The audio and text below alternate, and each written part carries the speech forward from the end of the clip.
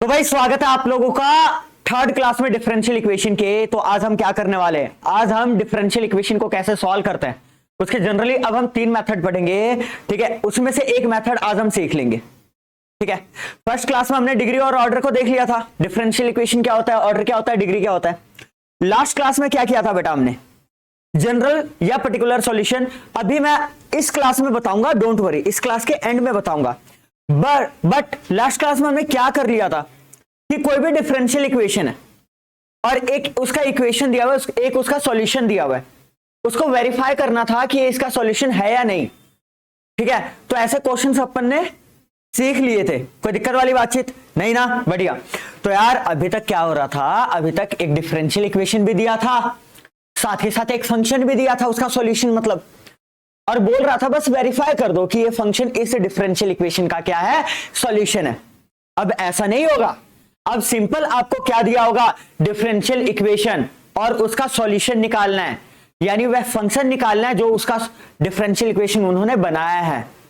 ठीक है, एक चीज मैं आपको पहले बताता हूं, आपके सिलेबस में जो डिफरेंशियल इक्वेशन है, ठीक है, जिसका सॉल्यूशन आपको फाइंड आउट करना है, उसका ऑर्डर फर्स्ट होगा और डिग्री भी क्या होगा, फर्स्ट ऑर्डर फर्स्ट डिग्री।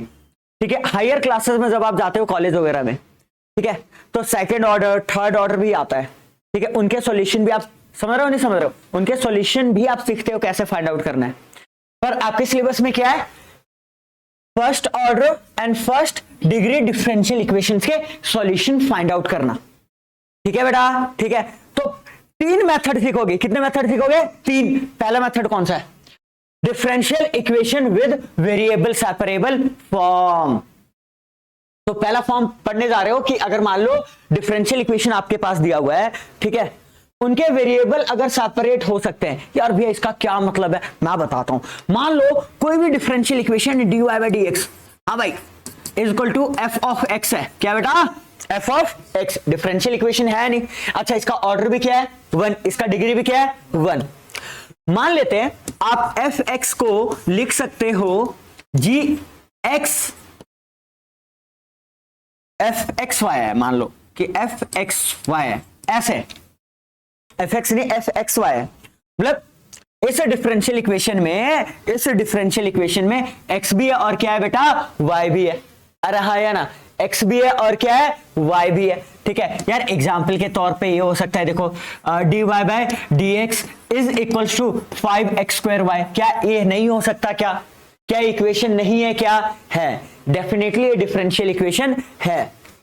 ठीक है, यानी ए राइट हैंड साइड, ठीक है, जो फंक्शन होगा, जरूरी नहीं है कि वो सिर्फ x का फंक्शन है या जरूरी नहीं हो y का फंक्शन है, हो सकता है कि x और y दोनों का फंक्शन। समझ आ रहा है, नहीं आ रहा है? ओके, नाउ लिसन, ये दोनों का फंक्शन है और इसको आप सेपरेट कर सकते हो। क्या कर सकते हो, इसको सेपरेट। यार सेपरेट का मतलब क्या हुआ, मतलब x वाले को एक साइड कर सकते हो और y वाले को एक साइड कर सकते हो।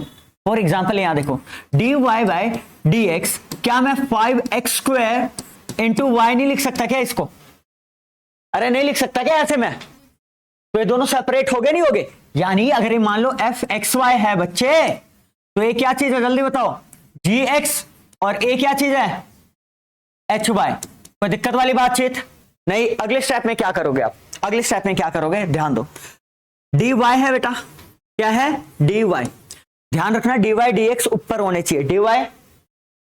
अच्छा, hy यानी जो y का फंक्शन है उसे आप नीचे ले आओगे, बढ़िया, और x का फंक्शन उधर ही रहने दो और dx उधर भेज दोगे।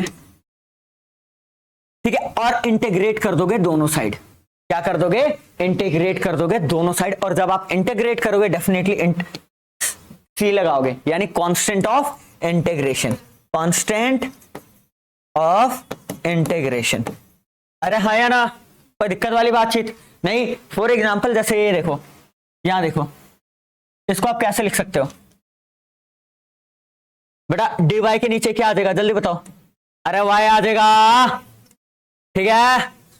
आप बोलोगे यो dx को भी वहां क्यों भेज रहे हैं, अबे इंटीग्रेट कर रहे हो ना तुम, तो dy और dx ऊपर होने चाहिए बेटा, dx नीचे वहां भेजना पड़ेगा। यहां 5x स्क्वायर ऑलरेडी है, आया ना, dx भी आ जाएगा, एंड देन आप इंटीग्रेट बोथ साइड कर दोगे। कोई दिक्कत वाली बातचीत? क्वेश्चन से समझ आएगा, थोड़ा बहुत पता लगा आपको।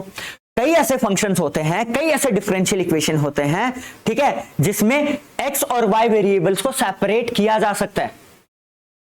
ठीक है यार भैया, ऐसे तो सबको सेपरेट कर सकते हो, ऐसा कोई है जिसको आप सेपरेट नहीं कर सकते हो? बहुत है, बहुत है। एक एग्जांपल दे देता हूं मैं आपको, यहां देखो, सिंपल दे देता हूं, dy by d x is equal to 5x plus y होता, तो इसको सेपरेट करके बता दो। इसको आप सेपरेट नहीं कर पाओगे। मैं चाहता हूं y वाला अलग हो जाए, x वाला अलग हो जाए, मतलब x वाले के साथ dx लगे और y वाले के साथ dy लगे। क्या ऐसा पॉसिबल है? यहां पे करके देखो, करके देखो, क्या सेपरेट कर सकते हो आप इसे? Definitely not. क्यों? अरे भैया कर तो सकते हैं, 5x प्लस हो रहे हैं, यहां के माइनस हो जाएगा। क्या क्या उखाड़ क्या लिया आपने, ये बताओ मुझे। है? या y वाले को यहां भेज, तो क्या मतलब भाई dx को डायरेक्ट वहां नहीं भेज सकते हो आप? या आप चाह रहे हो, आप चाह रहे हो कि y को वहां भेज दो, x को वहां, ठीक है अभी करके देख लो। भाई dx को डायरेक्ट आप वहां नहीं भेज सकते हो, क्योंकि यहां पहले क्रॉस मल्टीप्लाई होगा, dy माइनस वाई dx आएगा, फिर वहां जाके 5x dx होगा। अरे हाँ या ना? कोई दिक्कत वाली बातचीत? अब रुको, dy यहां है, ये माइनस वहां जाके क्या होगा, प्लस, यानी 5x dx plus y dx। ठीक है बेटा, अब देखो क्या होगा, dx फॉर्मल लो, महसूस करो, कॉन्सेप्ट महसूस करो, 5x प्लस वाई, ले, ये सेपरेट नहीं हो पाएगा। समझ आया? कोई दिक्कत वाली बातचीत नहीं ना? कोई दिक्कत वाली बातचीत नहीं है। तो फिलहाल आज के लेक्चर में हम उन्हीं क्वेश्चंस को करेंगे, उन्हीं डिफरेंशियल इक्वेशन के सॉल्यूशन फाइंड आउट करेंगे जो वेरिएबल सेपरेबल फॉर्म के होंगे बेटा। अरे हाँ या ना? x वाले को अलग कर लो, y वाले को अलग कर लो, dx के साथ x वाला फंक्शन, dy के साथ y वाला फंक्शन, इंटीग्रेट बोथ साइड, और एक कांस्टेंट ऑफ इंटीग्रेशन लगाना है। इतना आसान है, आ जाएगा फंक्शन। कोई दिक्कत, कोई परेशानी नहीं? Very good. Okay, let's have a question. Question के थ्रू कॉन्सेप्ट को समझेंगे अच्छे से। देखो, महसूस करना जरूरी है, रट्टा मारने की बात नहीं है इधर। ठीक है, ठीक, अगर रट्टा मारोगे ये मेथड है वो मेथड है, मेथड क्यों अपनाया जा रहा है, किन क्वेश्चनों में आप अपना सकते हो, एक क्लियरिटी बहुत ज्यादा जरूरी है भाई, पहले बता रहा हूं। यहां देखो, ओके, पहले एग्जांपल इस कॉन्सेप्ट का, यानी एग्जांपल नंबर 4 एनसीईआरटी का बेटा। ठीक है, find the general solution of the differential equation dy by dx is equal to x plus 1 over 2 minus y, और y इज इक्वल टू 2 नहीं हो सकता क्योंकि नीचे 0 आ जाएगा ना फिर। ठीक है, सिंपल इसका जनरल सॉल्यूशन। यार भैया, जनरल सॉल्यूशन, पर्टिकुलर सॉल्यूशन ये तो बताया नहीं आपने, रुको यार, सब्र करो, इस एग्जाम्पल के बाद ही बताने वाला हूं, जस्ट इस एग्जाम्पल को करने के बाद बताने वाला हूं मैं। Find the general solution of the differential equation this.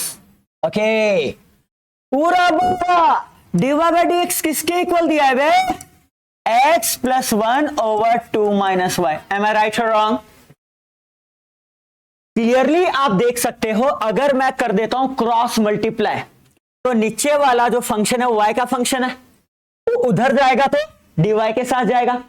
ठीक है, और ऊपर वाला x का फंक्शन है तो dx को वहां भेज दो। हाँ या ना? हाँ या ना? तो ये डिवाइड हो रहा है, यहां के क्या हो जाएगा, multiply 2 minus y d y. बहुत बढ़िया, यहां पे x प्लस 1 है, dx डिवाइड हो रहा है, वहां जाके क्या हो जाएगा, मल्टीप्लाई। एंड क्लियरली आप देख सकते हो, ये फंक्शन है सिर्फ y का, ये फंक्शन है सिर्फ x का, और ये सेपरेट हो गए। ये क्या हो गए, सेपरेट हो गए। कोई डाउट बेटा, कोई डाउट मेरे बच्चे? नहीं। अब हम क्या करेंगे, इंटीग्रेट बोथ साइड्स। अच्छा, 2 minus y d y, x plus 1 d x, इसका इंटीग्रेशन क्या होता है, जल्दी बताओ। ये तो भाई कोई स्टैंडर्ड फॉर्म नहीं है, 2 के साथ सिंपल, भाई ध्यान रखना, वेरिएबल क्या है, y, 2 के साथ क्या लगेगा, y, और y का क्या होगा, y square by 2। Very good. x का क्या हो जाएगा, x स्क्वायर बाय 2, और यहां आ जाएगा x। यार भैया आप कांस्टेंट ऑफ इंटीग्रेशन तो लगा ही नहीं रहे हो, यहाँ तो आपने कांस्टेंट ऑफ इंटीग्रेशन लगाई नहीं, यहाँ पे C1 लगा दो और यहाँ पे C2 लगा दो। अरे अमरूदो, C1 C2 बारी बारी लगाने की जरूरत नहीं है, एक एक कांस्टेंट ऑफ इंटीग्रेशन लगा दो। अच्छा मुझे एक बात बताओ, C2 है और यहाँ C1 लगाया, यहाँ C2, गलत नहीं है, ये भी सही है, पर मुझे एक बात बताओ, ये C1 वहां जाके माइनस हो जाएगा, C2 माइनस C1 को एक अलग कांस्टेंट ऑफ इंटीग्रेशन C ले लो, तो दोनों साइड बारी बारी C1 C2 लगाने की जरूरत नहीं है, किसी भी एक साइड आप सिंपल C लगा दो, आया ना कांस्टेंट ऑफ इंटीग्रेशन, कोई दिक्कत नहीं, तो सिंपल ये लगा दो C, आया ना, बहुत बढ़िया। फाइनली आपका क्या है, इस डिफरेंशियल इक्वेशन का क्या है solution. Now listen listen listen listen, general solution, बहुत बढ़िया, लिसन केयरफुली। इसको और अच्छे से कैसे लिख सकते हैं, यहां भेज देते हैं, या एक्स स्क्वायर, ठीक है, एलसीएम भी ले सकते हैं, अगर एलसीएम लेना चाहो मर्जी है, बाकी देखो x square by 2 y square by 2 plus x minus 2y plus c is equal to 0। ठीक है मेरे बच्चे, ठीक है। ज्यादा से ज्यादा इसके सॉल्यूशन में क्या हो सकता है कि आप एलसीएम ले सकते हो, x square plus y square plus 2x minus 4y plus 2c is equal to 0, और 2c को आप c डैश मान सकते हो, क्योंकि c क्या है, constant of integration, constant of integration into 2 is another constant, आया ना, ठीक है, तो 2c को आप सिंपल c डैश मान सकते हो, कोई दिक्कत कोई परेशानी नहीं है ना। पर रुको भाई, ये इसका ना जनरल सॉल्यूशन था। जनरल सॉल्यूशन क्यों, कांस्टेंट ऑफ इंटीग्रेशन की कोई पर्टिकुलर वैल्यू नहीं दी है, कांस्टेंट ऑफ इंटीग्रेशन कोई भी वैल्यू ले सकता है, बस वो कांस्टेंट होना चाहिए। क्या होना चाहिए, कांस्टेंट, यानी जिस किसी डिफरेंशियल इक्वेशन के सॉल्यूशन में कांस्टेंट ऑफ इंटीग्रेशन है, उसको आप कहोगे general solution of a differential equation. और वही अगर मैं क्वेश्चन को आगे बढ़ा दूं, क्वेश्चन को आगे बढ़ा दूं और लिख दूं कि find the general solution of this differential equation when, या एट, अरे एट 0,1, एट 0,1, यानी जो तुमने यहां फाइंड आउट किया है, यहां पे x को क्या ले लोगे 0 और y को क्या ले लोगे 1, तो x को 0 पुट करो, y को क्या पुट करो 1, यहां से किसकी वैल्यू निकलेगी c की, और c की वैल्यू यहां डाल दो, मतलब यही डाल दो इसी में, दोबारा इसी में पुट करके x और y को इसी में c की वैल्यू पुट मतलब डाल दो निकाल के, खत्म। तो उसका पर्टिकुलर सॉल्यूशन होगा, उसका क्या होगा पर्टिकुलर सॉल्यूशन, ठीक है। पर्टिकुलर सॉल्यूशन में कोई कांस्टेंट ऑफ इंटीग्रेशन नहीं होता, ठीक है। जनरल सॉल्यूशन में कांस्टेंट ऑफ इंटीग्रेशन होता है। पर ध्यान दो भैया, कितने आर्बिट्ररी कांस्टेंट लगे, एक ही लगाए भैया, 2c या c डैश मान सकते हैं, क्योंकि पता है फर्स्ट ऑर्डर डिफरेंशियल इक्वेशन था। अगर ये सेकेंड ऑर्डर डिफरेंशियल इक्वेशन होता तो 2 आर्बिट्ररी कांस्टेंट लगते हैं, थर्ड ऑर्डर होता तो 3 आर्बिट्ररी कांस्टेंट लगते हैं। जब आप हायर क्लास में जाओगे तो पढ़ोगे आप, तो कुछ चीजें नोट करना है बेटा आपको, कुछ चीजें नोट। पहला नोट क्या करना है, पहला भाई, the solution of n order differential equation contains n arbitrary constant, n arbitrary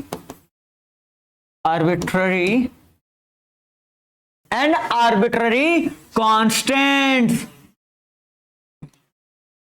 अगर तुम, ये एमसीक्यू में आता है मैं इसलिए बोल रहा हूं आपको, अगर डिफरेंशियल इक्वेशन थर्ड ऑर्डर का होगा तो उसके सॉल्यूशन में 3 आर्बिट्ररी कांस्टेंट हो गए, ठीक है। ये वाला डिफरेंशियल इक्वेशन का ऑर्डर 1 था, इसके सॉल्यूशन में 1 आर्बिट्ररी कांस्टेंट आया सर, समझ आ रहा है नहीं आ रहा है बेटा, कोई दिक्कत वाली बातचीत नहीं है, कोई शंका नहीं है। और हाँ दूसरा भैया ओ ये गलत लिखा है, एक्चुअली ये गलत लिखा है, मतलब एक चीज मिसिंग है, इस वजह से गलत है। The general solution of n order differential equation contains n arbitrary constant. पर मैं वही सॉल्यूशन की बात करूं, अगर वो सॉल्यूशन पर्टिकुलर है तो वहां तो कांस्टेंट की वैल्यू निकाल के पुट कर देते हैं। तो किसी भी ऑर्डर का डिफरेंशियल इक्वेशन हो, ठीक है बेटा, उसके पर्टिकुलर सॉल्यूशन में कोई भी कांस्टेंट ऑफ इंटीग्रेशन नहीं लगता है, मतलब लगता तो है पर उसकी वैल्यू निकाल ली जाती है, कोई आर्बिट्ररी कांस्टेंट नहीं होता है। अब अच्छे से आया होगा आपको समझ, इसलिए मैंने लास्ट लेक्चर में इसे ना बता के इस लेक्चर में बताया। कोई दिक्कत वाली बातचीत नहीं ना। तो यहां देखो दी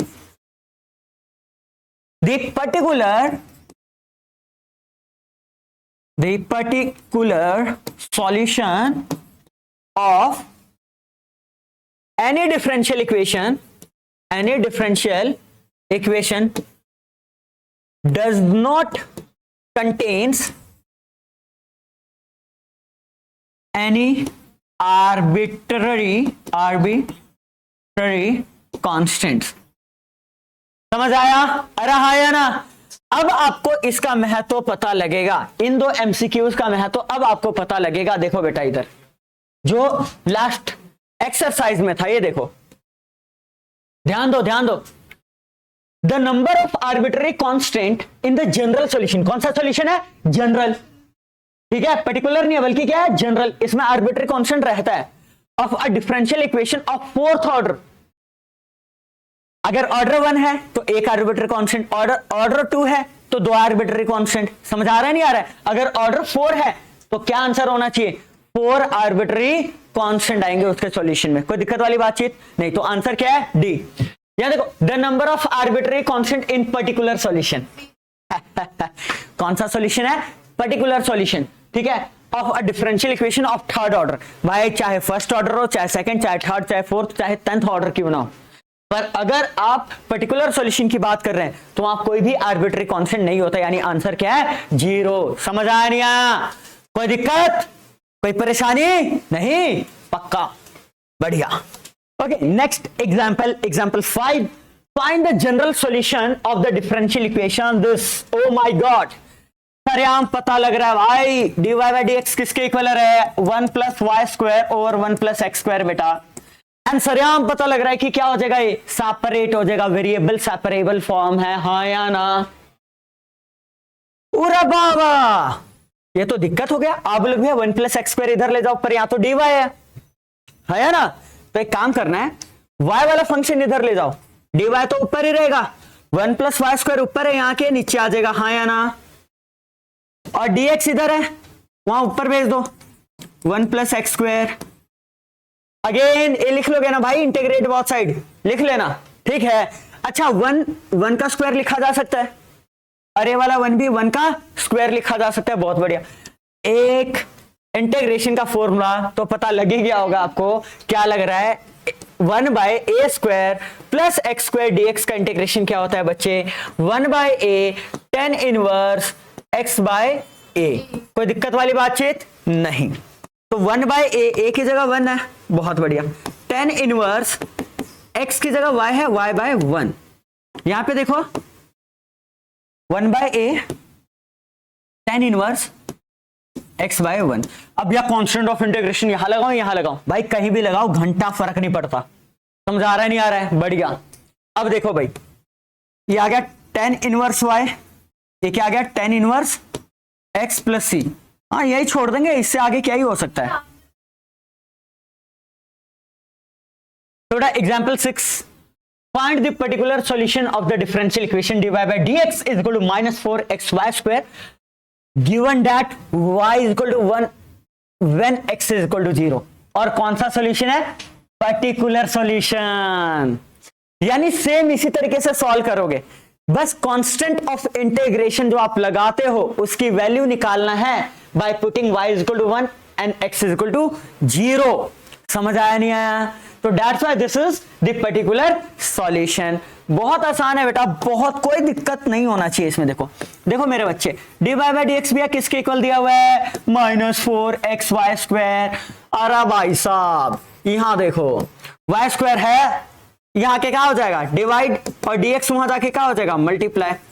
again integrate both sides. Okay, now listen carefully. ये ऊपर जाएगा ना बेटा, ऊपर जाके क्या हो जाएगा, y का पावर -2 dy, अच्छा 4 बाहर मतलब -4 बाहर ले लो, x dx, इसका पावर कुछ नहीं है तो 1 है। इंटीग्रेशन क्या कहता है, पावर में क्या ऐड करो, टोटल पावर नीचे, तो y के अच्छा -2, y का पावर -2 है ना, -2 + 1 -1 डिवाइडेड बाय -1, और यहाँ 1 + 1 कितना हो जाएगा 2 डिवाइडेड बाय 2 प्लस c। भैया c यहां किसी बुक में यहां लगाया हो तो क्या करें भाई, doesn't matter at all, doesn't matter at all. Constant of integration आप कहीं भी लगा सकते हो, नहीं फर्क पड़ता बच्चे। अच्छा यहां देखो, ये हो जाएगा माइनस बाहर और y का पावर -1 यानी 1/y, अच्छा ये कट जाएगा, -2x² + c, हाँ या ना। अच्छा इस माइनस को वहां भेज दो, ये आ जाएगा 2x² - c, और पलट दो, y किसके इक्वल हो जाएगा 1/2x² - c, ठीक है बेटा, ठीक है। y equal to this function is a solution, पर क्योंकि c है तो जनरल सॉल्यूशन है। पर्टिकुलर सॉल्यूशन के लिए क्या करना पड़ेगा भाई, नाउ y को क्या पुट करना पड़ेगा 1 एंड x को क्या पुट करना पड़ेगा 0, करो भाई, y को 1 पुट करो और x को क्या पुट करो 0 -c, पूरा बाबा ये क्या आ गया 1 = 1/-c आ गया, यानी c कितना आ गया -1। राइट और रॉन्ग, राइट और रॉन्ग, कोई दिक्कत नहीं। इसे इक्वेशन नंबर 1 दो, देयरफॉर फ्रॉम इक्वेशन 1 यहां देखो बेटा, y = 1/2x² -c, और c -1 आया ना, तो माइनस माइनस क्या हो जाएगा +1। फाइनली आपका क्या है पर्टिकुलर सॉल्यूशन। अरे हाँ या ना, मजा आ रहा है, बहुत बढ़िया, वेरी गुड, शाबाश। हाँ भाई हाँ देखो, एग्जाम्पल 7, एग्जाम्पल 8, एग्जाम्पल 9 अगले क्लास में हो जाएगा, ठीक है। अभी टाइम हो रहा है, तो अब आप क्या कर सकते हो बेटा, 9.3 के ना आप बड़े प्यार से कर सकते हैं, जितने क्वेश्चन अटेम्प्ट कर सकते हैं करो, ठीक है। कल के क्लास के बाद आपको पूरी एक्सरसाइज करनी पड़ेगी, हाँ या ना बेटा। चलो सी ऑल, आई होप आपने एंजॉय किया होगा, बाय।